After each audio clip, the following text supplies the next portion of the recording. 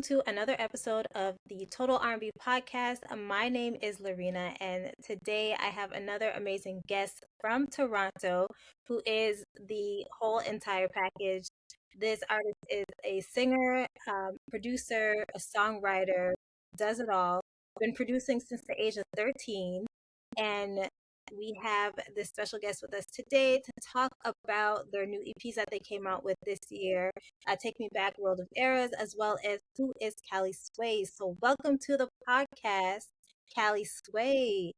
Thank you for having me. I'm very excited to get chatting today and see what I can share with y'all and what more you can learn about me. No, of course.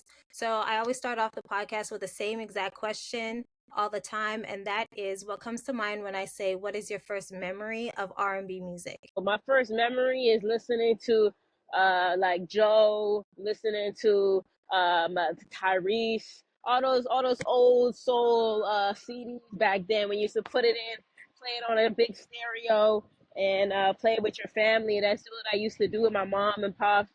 And I had a Mariah Carey blasting as well. So that's my really first memory, just having that play in my home. So for your music, it's a blend of different genres. You kind of created your own sound.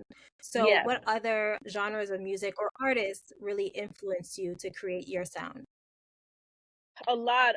Went from Erica Badu to Snoop Dogg to Missy Elliott to Pharrell, to Gorillaz. Just a bunch of different sounds that I wanted to implement in my music. I have the capability to have the same type of sound all over the board, but still able to showcase each and everything that I was inspired by. And that was my goal. That was my goal since I started making music. So to be able to take all these sounds and make it into one and call it mine, that was something I was always working towards, and I feel like I've accomplished that, and I'm just gonna keep growing it. No, of course, because I know a lot of people have said like your sound is very reminiscent of the 90s.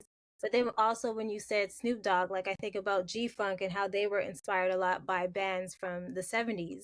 And I hear that in your music also. Yes, absolutely. Because I used to roll around my dad, and he used to blast a lot of hip hop and like rap music and Snoop Dogg all the time. And it's so funny because he always used to blast it. And you know, back then, like Snoop Dogg is cussing like crazy, so you're like, okay, you're not supposed to listen to this. And I'm like, well, you we both love this music, so we were just listening to it and enjoying the vibes, and that's something I really grew up on, and it made me take a deep dive when I was younger into like Parliament Funkadelic, into George, and like all those things, you know, and then just understanding the actual sounds of funk, and how it inspired me and Bootsy Collins. Oh my God, all those things. Diving into funk in general in all spaces. No, definitely. I definitely, that's when I first heard your music. That's what it took me to, was that era of music and Yeah. how you made it modern in this day and age for us to connect to it. So you're doing a very good job. And like I said, it's something that's different. So it's very unique. It's something that I feel that you created on your own, which is super dope. And Thank you. another thing is that you started doing like production at 13. So how did you get started with that? When I was about 11, 12, I always knew I was interested in music and like making music, but I never had like a DAW or anything to use. So when I was 13, I downloaded FL. And at the time, I only had the demo because I was just trying to figure it out. And I was like, wow, I really like just creating. Even though I didn't know what I was doing at the time, I liked being able to have that space to just kind of be free and create. So I bought FL, got the producer edition. I went all the way, and I kept creating, kept getting better each and every night. I was at the back of my computer just practicing day and night, trying to make sure that I would study the greats, try to copy some songs sometimes to copy the rhythm so I could engrave it in my brain and be like, oh, that's how they did the space. Oh, that's how they did the chords. Because everyone doesn't know this, but I don't know any theory. I don't have no theory. I don't have no theory training on piano training, bass training. So everything that I've learned has been studying from the greats and implementing it into my music. And then they're just learning from feeling and soul. So that's what I used to practice. And that's why I have that ability today. Um, And I just kept going. I kept going. I kept going. About the 18 was when I was like, yeah, I want to do this for a living. And I went to Seneca around 19 for a year doing independent music production. And while I was in there, I learned how to audio engineer myself, how to, coil mics. A very simple task, but a lot of people don't remember it. Just like stage etiquette, learning everything that I could so that when I'm in the studio, I could be as efficient as I could be, and really get everything I need. It's not about all these hard. We're in Toronto, but doing all those things so that I could implement it as I got older. And if I didn't do those things when I was 13, it would have I could have accomplished it, but I would have the engravement of knowledge that I had in my mind at such a young age to show it now. Would you suggest for people that want to come up and do this as a career, would you suggest for them to go to school to learn some of the basic stuff, or it's not Um, necessary? in this day and age where we're at right now, you can learn anything off of the computer. If you feel like you need to go to school, maybe what you're looking for is for more guidance instead of actual professional education. I would just say you would need a mentor. If you feel like you need someone to really feel like you're guiding to the right direction, get a mentor. Find somebody that you can sit with in the studio almost every day of the week. You know what I mean? Or even if it's not every day of the week, every couple days of the week, meet up with them, lock in the studio, get stuff done. So you feel like no matter what, you're always putting in work, but you're putting in the right type of work for what you're gearing to, right? Because education nowadays is beautiful, but even if you get a degree in audio engineering, ain't nobody care about the degree. They just care Yeah. about if you're good or not, right? So it's not required. But if you would like to do it, that's your personal decision. But it's not required. Then what about something like another thing that you did, the remix project? Right. The remix project is something that changed my life completely. I met my manager through that program, but of course, I always tell people that my experience was due to me and how I made that program for myself. I came every single day. I never missed anything, no matter if I was flying, if I was out of the country just for a little bit. I just made sure I always was back for every single class. I was in almost every single class: audio engineering, I was in the recording, artist development, DJing, everything, production. I was in all the classes. Did I need to? Because you're only required to be in one. If you sign up to be an artist or a recording artist, you just need to be in artist development. And then you would just show up for that one class a week. Make sure you're in the space at least 10 minimum hours, and you're good to go. But I felt like if I'm just doing the bare minimum, then why am I here? You know what I mean? So I made sure I was taking advantage of every single thing. And because I put in so much, I got out a lot. So I'm thankful to have the opportunity to do that. It changed everything for me in terms of community because I met so many like minded creators who were trying to push themselves out of the box and just meet other people as well. It also taught me to continuously push myself out of the bounds in terms of my ideas because I was so stuck in the space thinking, oh, my ideas are too different. But when you're around like minded people who are also trying to do something different, it just makes you feel like you're on the right path. So that type of guidance, I had mentorship by Rich Kid. Mikhail Cronin was in the studio as well as the production teacher. I had Click, who was doing the artist development, just spitting business facts. All those things just helped me develop as an artist. So if it wasn't for Remix, I wouldn't have met my manager and I wouldn't have had those connections that I did early on to be where I am now. What made you go from more so like behind the scenes as a producer to go in the forefront and be an artist, like a singer?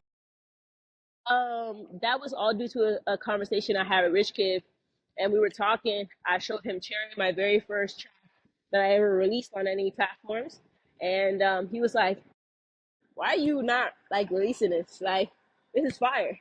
And I was like, "Cause my voice is so different. I don't think it's gonna resonate." And he's like, "That's exactly why it sounds fire, because it's different. Like, I haven't heard a voice like this ever." And that just gave me the confidence so much to continue to make more songs like that and to not only focus on the ability of my production that I had, but the ability of songwriting, arrangement, singing, everything that I know that I had in the bag and bringing it to one. So I finished my EP there and I wrapped it up, made that with my manager. and we pushed it out, wanted to see how it went. And once I had that confidence that I know I could do that, that was it. I didn't have any more doubt after that. And that's why I kept going as an artist. I said, why would I have that doubt when that's exactly why people love me, like my voice? That is true. Because I find a lot of artists, for some reason, they always question their Yeah, art. That's like a exactly. big thing. So a lot of times they don't really believe in themselves, and sometimes they do have a good team behind them that will push them and will Yeah. like tell them that they're on the right path and encourage them. But like, what would you tell somebody who's maybe just starting out and they're alone? They don't have a team or mentors just yet, but they're really questioning if what they're doing is right. I would tell them, just like Instagram, how people are using Instagram nowadays. If you don't feel or you don't know if your music is actually good or you need some more criticism, but you're not ready to put it out to your friends, use SoundCloud. Mm, SoundCloud was the thing that got everybody popping. This is why PND was on fire in that era because he released it. It went crazy on SoundCloud, and now he's an amazing songwriter and legend for the city because he put out something that didn't have to be on all platforms, and because of his community, they just fell in love with it. So I say to anyone who's like, man, I don't have access to all these greats who are giving me this knowledge. Some people like to gatekeep, some people don't mm, like the help, right? So if you feel like you can't get that at that moment, go create, release a track that you think is you're pretty confident on, make a community on SoundCloud or make a community from your Instagram followers. Tell them to, hey, for those who are in love with my music, I'm making a Discord. Come join me here. Here you can experience unreleased stuff. We can have feedback, listen to it, tell me what you think. Make that community, keep getting that feedback. And once you feel like you got to a point where you're like, you know what, I'm confident, my music is getting good traction, it's not even out yet, and people are asking for the release.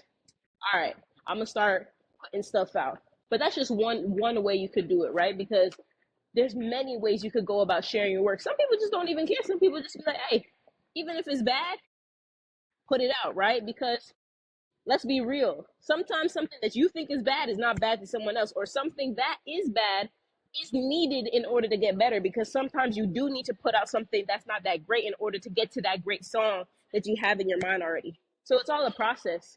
No specific way of getting there. no, that is true. I do want to get into your music because you overcame that and you released two albums that we have Mm-hmm. full length albums. Hidden with the Fun came out in 2022 and then A Kid from Toronto in 2024. How would you describe the evolution of your sound between those two albums that you put out? My goodness, like great. They were greatly. It greatly changed. I would say my songwriting went up crazy. My arrangements went up crazy, and that's just because of the time that I took to study. I'm a big studier. I would listen to songs that I listened to when I was younger, repeat for hours and days and weeks, just to make sure that I feel like the inspiration, the understanding, the concepts that I'm trying to reach are actually engraved into my mind before I even start producing. Because if I feel like I'm saying something inspired me to create an album, I need y'all to feel it. I can't just say, "Oh, this album's supposed to be '80s inspired," and there's nothing '80s about it. You know what I mean? It goes. I have to make the album cover feel like that. I have to make the colors feel like that. I have to make the sonics, the audio engineering, the vocals, the textures. Everything has to feel exactly the world that I wanted to create, and that meant I had to study. So for months, I took a whole year off, 2023. We traveled. We went to Miami, went to Australia. We went to Bali at the end of 2022. Came back, recorded the album, did demos in Miami, and got that going. And it was just pure vocal training, making sure that even though we had the strength and the voice already there, that I was learning breath control techniques, making sure that I was on point, so that that year I took off was worth it. That year I took off was a point proven to be like, I wasn't just sitting down. You know what I mean? I was working so that I could come back with something that y'all could see, okay, she's serious. And that's exactly what happened within those 2 years. I'm greatly appreciative of what happened between that time because it allowed me to see so much growth just from the covers alone. From the cover alone, you could already see the difference. No, definitely. And then after that, you have two EPs that came out this year. So the first one was Take Me Back. And speaking of covers, I wanted to talk about the cover of that one because I love the cover. So how did you come up with that concept?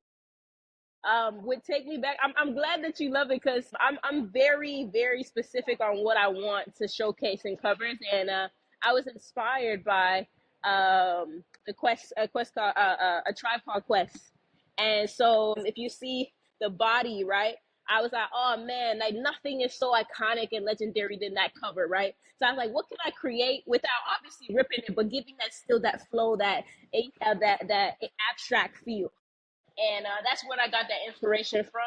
I felt like the music that I was creating was very much like that. It was very much dancey, a lot of rhythmic, lots of snares, all those type of things, punches, and that's where I got it from. Like just that inspiration, I just wanted to throw a little love to a Tribe Called Quest. Yeah, I definitely got that. So the album that we're talking about is The Low End Theory by A Tribe Called Quest. Yep, It's just like the popular cover that we have in pop. So yes, I definitely got that, and I loved what you did, like paying homage to them with that cover. yep, So that is super dope.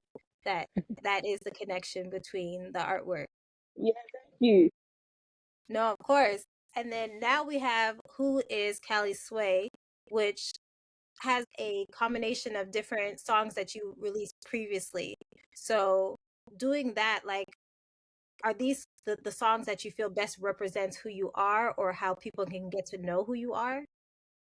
These tracks are a curation, a very detailed and specific curation of the top tracks with the best representation of the best music that I feel like if you didn't know Cali Sway, this is the best way to discover through all these tracks how to discover me at that point in time. The hot tracks, yes, but specifically the sonics and the things that I've done that all feel the same is the best way to find me through those tracks that we selected. And I also feel like, yeah, putting top tracks is amazing, but some of the tracks that are on there, people haven't even heard, right? A lot of people love do rag, they don't even know that's out. You know what I mean? So they discovered me a lot from that. They've shown a lot of love from that, and we made sure we curated very specifically so that people said, "Oh my gosh, she's been doing this for a long time." These songs have always been amazing. These songs have always been specifically funk and R&B and soul, and you can continue to take a dive through my discography by some of the top hitters, right? But all my music is fire, so it's just a way for people to discover me for real. Okay. And so was that difficult? Because even though people are still discovering you, you still have quite a bit of music that's out there. So even before your debut album, you had EPs that were out before that. So was it a hard process choosing which songs to go on to this EP? No, because we have so many good choices to go from. So me and my team are really just like honestly like what do we want to do? We want to put out a curation. What do we want to do? Oh yeah. These are the tracks that have got the most love, but these are also the tracks where I feel like people need to discover more, and that's how we kind of went about it. We agreed upon the track list. Me and my team were super simple. It was just like, hey, we got these hitters, okay, boom, let's put them together. And it's so funny how it works because the whole plan was, why do we have to wait until I'm in my 60s, 70s, where I'm settling in my career to show that I have greatest hits? No, I'm gonna do it right now. It might seem premature to people, but for me, it's like I already know I'm fire. I'm just waiting for people to catch up, right? So it's just a way for people to introduce and get that music and get that knowledge. And so many people have hit me up to be like, "What? I didn't even know this was here." I'm like, "Yeah," because it's a part of the game. Sometimes you just see something, you love it, but then it's so easy to get distracted to a next track that comes out, right? So now they get the chance to discover it again, and I'm really grateful for my team to come up with that idea and put it together. No, it's true because I like when I clicked on the EP at first, like there were some songs that I love that I recognized from before, like Superstar or When I Close My Eyes, but then there were other tracks on there that I was just like, wait a minute, I missed this song. I Yeah, didn't know like yeah, bumping. I didn't hear that song before. yeah. then I discovered that it was on an EP previously, but that was my introduction to that song on the Who is Kalisway. Exactly. So I think it's a really great idea too for people because people are discovering you every day, you know? So Exactly. Exactly. this is it's a great introduction to who you are and the music that we're gonna get from you. So I think Absolutely. it's a super dope idea that you guys came up Thank you. with. Yeah. I do want to talk about, you mentioned him a little bit before, but Worldwide Ty, who you met from the Remix Project. You had said in a previous interview that you were attracted to what he was doing because when he did his presentation, like he didn't sugarcoat anything about the Hmm. music industry. And even with you talking here, like you, we could tell you put in a lot of work to get to where you are. You didn't just, wake up one day and then things started to happen. So Hmm. when you first like heard him speak, like what are one of the things that he said that helped you kind of maybe change your approach, Um, or he said that helped you like realize something about the music industry? One of the things he told me is actually crazy because when we finally met each other, well, when we finally got to spend time with each other in LA, and my first time flying over to the States at all. When I went over there, I did a camp. It was amazing. I met the whole team. It was great vibes. And he asked me after a couple of days, maybe like 2 days, because I was only there for like 3 days. He asked me on the third day, he's like, how do you like LA? I said, it's great. He said, okay, good, good, good. Yeah, yeah, yeah. Whatever you have of it, like destroy it, because it's not what it looks like, right? And Hmm. that like shocked like me like crazy because I'm like, my God, I'm on a high. Like you didn't even do that. Like damn. And he's like, no, I'm just being real because everything looks nice and pretty and it feels smooth when you got people that make it smooth and when they're kind and when they're actually caring about people. But when you go into these other places and people only on a hustle mode and they really just trying to get a bag, it's not all the same, right? So he's like, whatever you thought this was, it's not that. So just keep your head down, keep working, keep pushing. That's what we focus on. The whole goal is to focus on the team that we have and keep building and be genuine, and that's all we need to focus on. And like after he said that, I just moved so differently because I think before I would have been like, oh man, like everybody's so nice, man. We here to just work. I mean, you find really genuine people, but it's like finding a gold. You know what I mean? It's finding like a diamond in the rough. Like it's not often you really find people who genuinely just want to be there to support you versus people who are like, oh, okay, like how can I eat off you? You know what I mean? And it's the reality of business, but it's also something I needed to hear so I could wake up and realize the actual business that I'm stepping into. Yeah. No, that's great advice because it is hard sometimes going somewhere else and then kind of being kind of infatuated with an idea of something, of what they're selling you, and it's not Exactly. really what it is. Another thing that you said on Instagram on one of your posts, you were talking about curiosity and Mhm. how you being a curious person has pushed you out of your comfort zone and has presented like a lot of different opportunities that maybe you wouldn't normally get. So, could you give us an example of how curiosity brought you somewhere that you didn't think that you would be or get to? Like starting out, as we were discussing, like my whole plan was just to be behind scenes and produce, right? So in general, my whole idea was like, how long can I stay away from not being on the stage? Because I'm so nervous, I'm shy. I'm trying to figure out every way to tell my team, no, no, no, we don't need to perform now. We can travel a little bit, like trying to find every way. And one day I just sat down. I was curious, like a year ago. I was just like, how would it feel if I just like did it? And like even though I was nervous, like I just did it, and maybe I like it again, and I like it again. Let's just see where it goes, right? 2022 was our first performance ever. I felt great. It was amazing, but I had to perform after that, like that year. So this year was like me performing again all over again.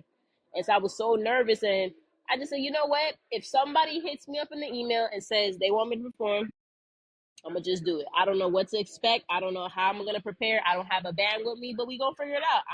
I'm just curious what it feels like to have that type of team, that band, that whole experience. So I reached out. I went to a show one night. found my MD there because he was actually music directing for a different artist. And I reached out to him and I said, yo, like what you did was crazy. Like I have no idea what I really want to do, but I want to do it with you and I want to see if you're down. I just want to see where this goes. And if I didn't do that, we just did the SoCan Awards. We've been working together for 7 to 8 like shows. We've been doing it for about 7 months now. And if it wasn't for me to be curious and be like how far can I take it? Like, it is my fear that's stopping me from allowing me to be in my true self. You know what I mean? I always have those thoughts and I love curiosity because it's like sometimes the anxiety tries to battle more than the actual thought of the confidence. And the curiosity helps me to battle, like cut through that. So that's an example of just one of those things where I just like I'm just sitting down, just thinking, what could this be? And another thing that you've mentioned a lot is community. And Mm-hmm. I feel like that's a big thing. I feel like people should really focus on creating a community instead of more so numbers. I feel like on social media and stuff and really connecting with the people that support them. So, what Yeah. is your advice on how to create community? Community was something I had to really dive into last year. I was supposed to go to LA and I decided to tell my team, hey, for the rest of the year, for the rest of the summer, keep me in Toronto. I just want to focus on building the people that I already have here. I feel like everybody knows my music, but they don't know my face, and that's very important.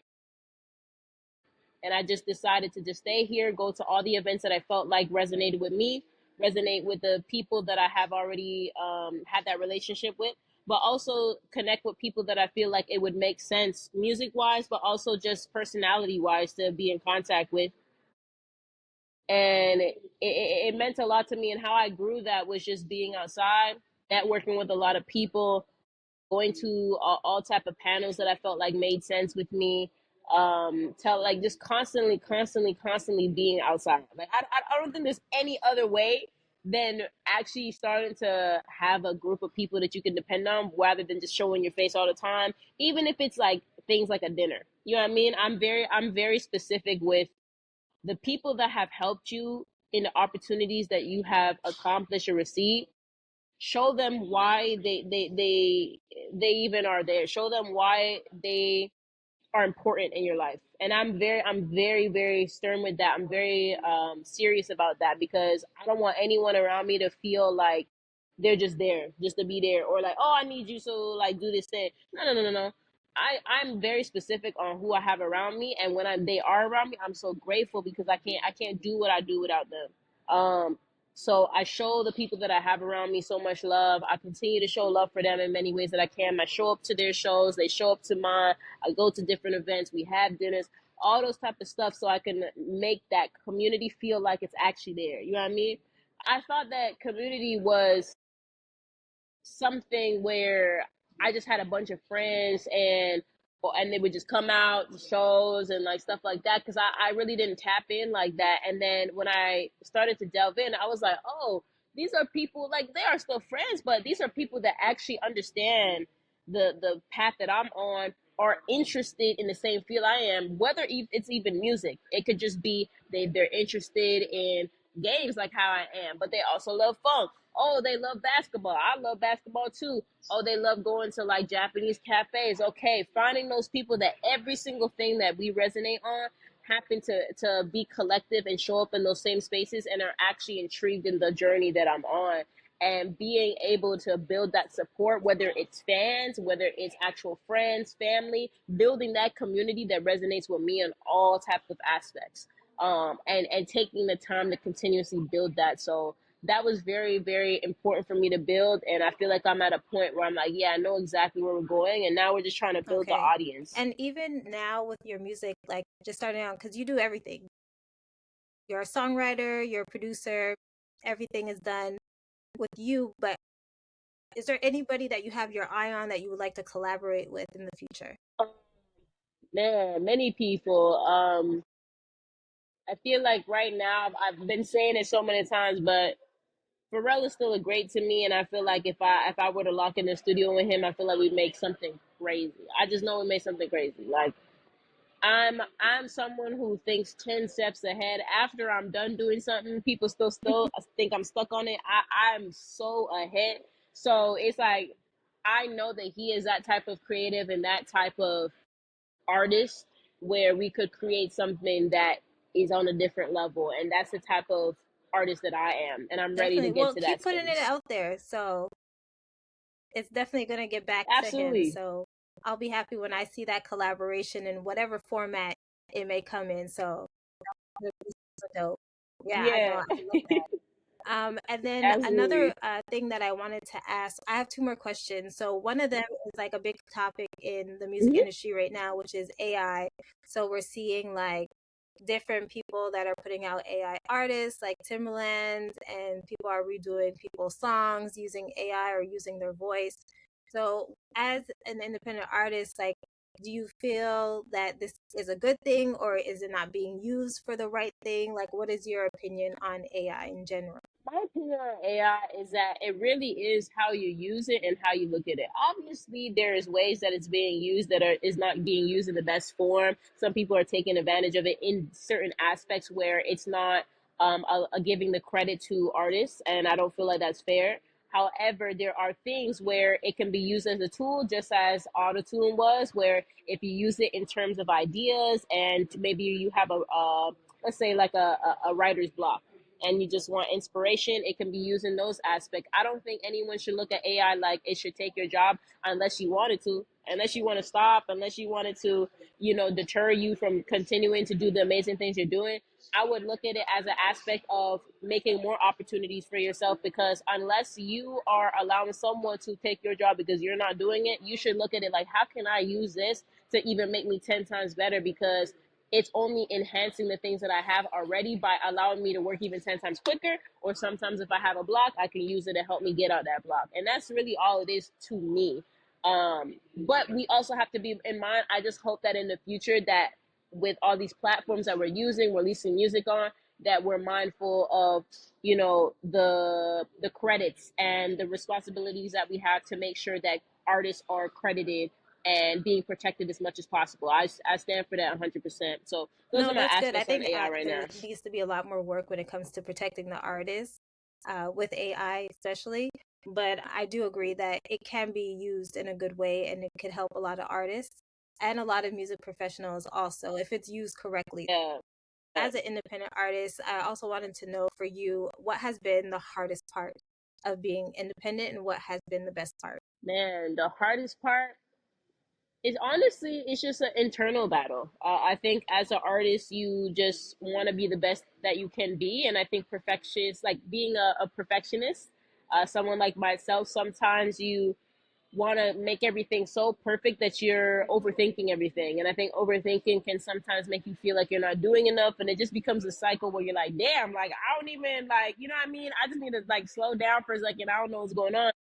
And so I've had a lot of moments, especially like when I was just starting out, 2021, 2022, where I just constantly had conversations with one of my managers. And I was like, I just, am I doing enough? Like, you know what I mean? Am I doing enough? And they were like, yo, you don't know how fire you are. Like, you know what I mean? Just telling me all the time.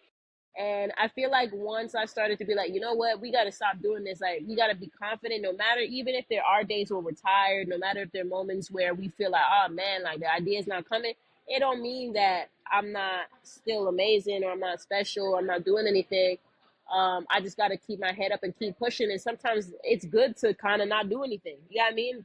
Allowing myself to have that space to just unwind, not do anything, reset, because your mind can't constantly go all the time. There's a point where you burn out, and I don't want to ever reach to the point where you burn out, because getting to burnout is longer is shorter than it is to Yeah. actually be in the burnout and come out of it.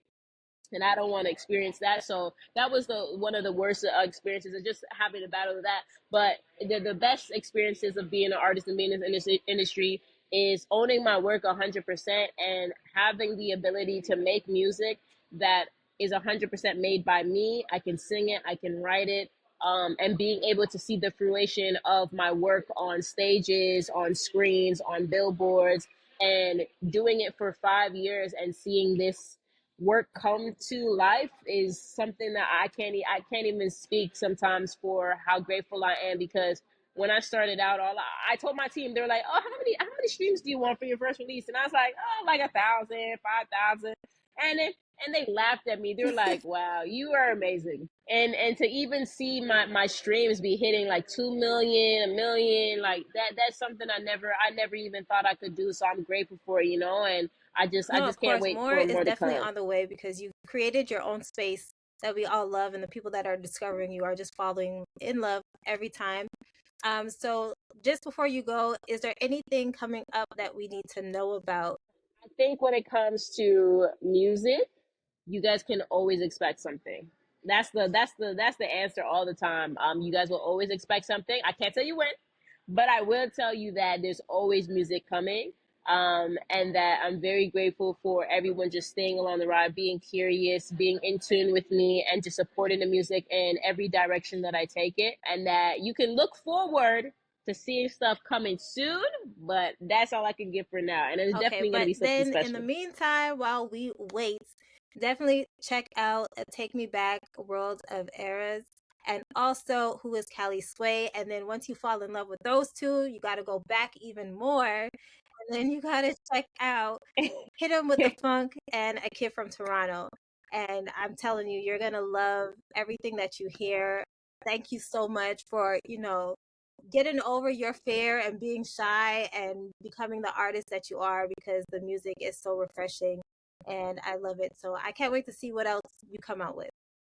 Thank you so much. That just means so much, and just thank you for sharing love. Thank you for believing in the music that I'm creating and understanding where I'm going with it. And my goal is to continue to do this, but also to spread good frequency in music. I feel like that's being lost now, and I just want to share it. So I'm happy that you are resonating with it, and many more.